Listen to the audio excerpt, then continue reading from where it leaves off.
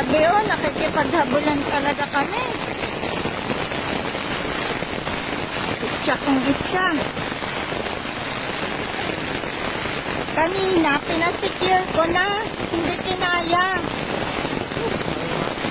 Pa, ibigay mo yung mga sako. Dali, doon muna agad. Abang.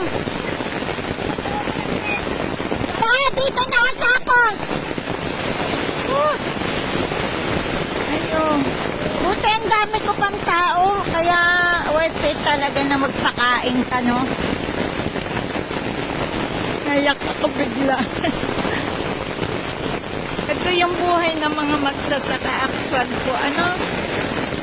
Ako may extra ko lang to. Paano kaya yung mga umaasa talaga mismo sa pagbubukid.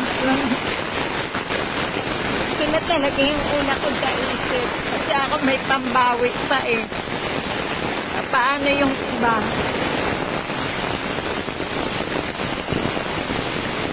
Bigla talaga yung lakas ng ulan. Grabe. Hindi mo akalain na ganon. Yung volume ng tubig.